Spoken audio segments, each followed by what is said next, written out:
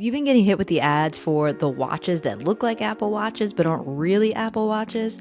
Well, I feel like every time I open up either Instagram or TikTok, I'm getting hit with the GTLLBT watch from Onatel that looks like an Apple Watch but isn't an Apple Watch. So today I'm going to review this non-Apple smartwatch and we're going to see if it actually holds up to an Apple Watch. So who am I? I am Amy. I am a professor of advertising at a university here in the United States, and I also own my own digital marketing agency.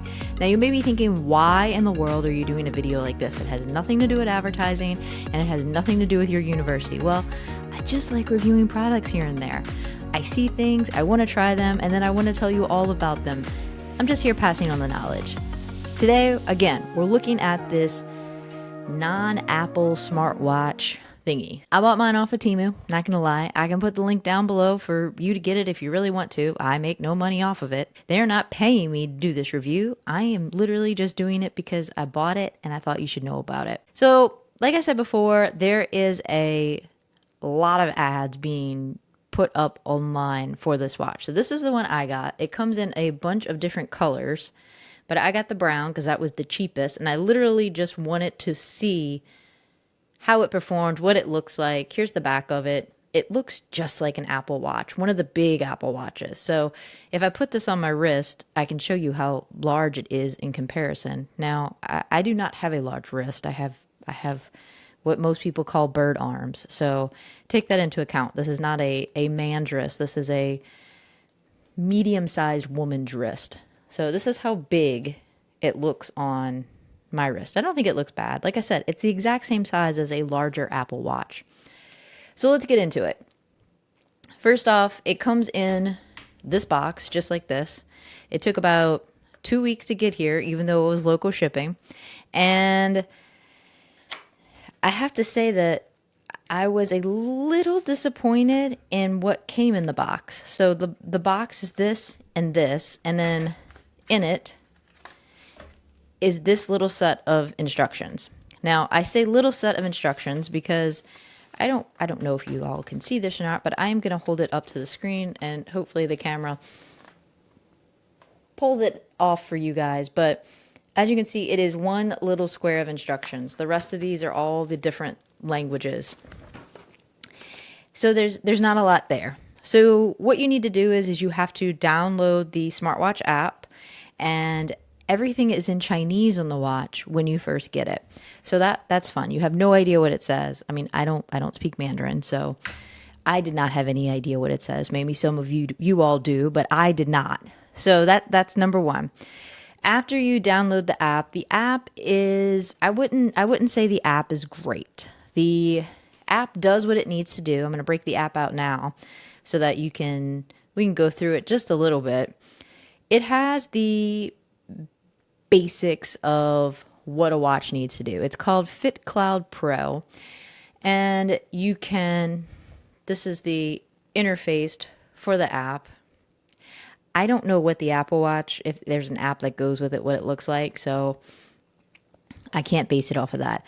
I know what my Garmin looks like. I have a Garmin. I've used Fitbit before, and I have to say this is kind of lackluster next to those things. But what does the watch record? It records your workouts, it records your sleep, your heart rate, your blood pressure, and your oxygen level. So those are the 4 things that it's recording. The pros and the cons of it. Well, when it's on your wrist, it seems to be working pretty good when it comes to the blood pressure and the heart rate. All that, because I tried it, I took my own blood pressure, I took my own heart rate on a separate device, and it did match what came off of this watch. Now, where it is not great at is with the step count. So I kept my Garmin on and I kept this watch on. I used them on 2 different days. I didn't wear them at the same time, so let me clarify that. And the Garmin tracked more steps than the non-Apple digital watch did. And it was off by a lot. So like today, I have 3,855 steps. On an average day with my Garmin, I usually get about double that. I'm like 7,700, and I go the same route every day, walking to and from my car and then around my university. And it doesn't really change. So I don't think it's actually counting my steps accurately. So that's the first thing. The other thing is the battery life kind of sucks on it. So I fully charged it. I got the watch 5 days ago, and I have had to charge it twice in 5 days. Whenever you go to use it, it really drains the battery. So just know that it's not like an Apple Watch or a Garmin where I can use the GPS on it, or I can just use it to talk or answer text messages and things, and it's going to hold the charge. This device is not going to hold the charge. Let's get into the interface of it. It is a touch screen, so you go through it just like this, swipe through it. It even looks like the Apple interface on there. You got to close your rings. As you can see, it goes off really fast. There's no way for me to change that. I've looked in the apps. It doesn't change. You can see all the other apps that are in here. You can go through it again. Look, see, there it goes again. It turned off.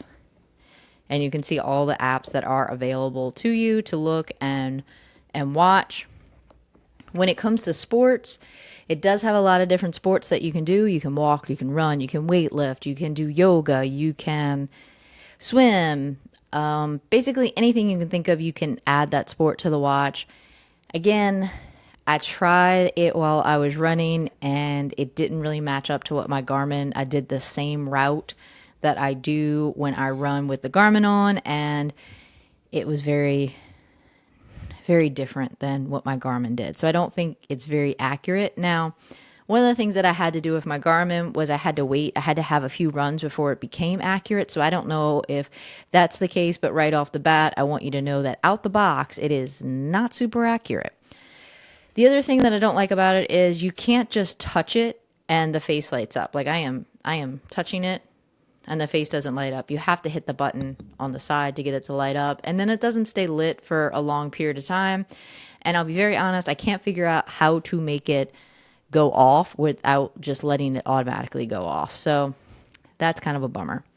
The other thing that this one has that is interesting is it does have a light on the side, so you can turn a light on, and you can have a light on your wrist like this if your phone light isn't working. So I don't know what that actually does, but hey, it's there.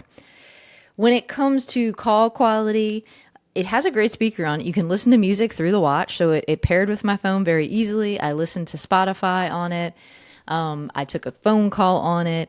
Everything worked the way it was supposed to, but like I said before, it's just a little quirky. It is not a, $300, $400, $500 Apple Watch. I paid $22 for this with shipping, so I feel like it's doing pretty good for $22. So if you are looking for something for your kid, if your kid is wanting an Apple Watch, like, I am not spending $400 on an Apple Watch for them, I don't think this is a really bad knockoff for them basically to get. I think it will serve the purpose for a child. I think that if you're really into sports, or you're really into counting your steps or into your health, you probably don't want to go for this, because I don't think it's truly super accurate. But again, if you have a kid that wants to look like they have an Apple Watch and they just want to use it to make phone calls, listen to music, and play with apps on their arm, I think this is the way to go. Like I said, this is the version that I got. I will put a link down below if you want to check it out off of Temu. They have it on Amazon as well, but it's a little more expensive. But for a $22 smartwatch, I would say, hey, why not? It's worked for the past week. It still has some battery life left in it, but you will have to charge it more frequently than you do your regular Apple Watch. But overall, I think it's a good buy. And if you are just looking for something to put on your wrist that will actually tell time, then this is the way to go. So I hope you found this video entertaining and informative, and if you did, please make sure to like and subscribe so I can keep making videos like this. Hope to see you next time.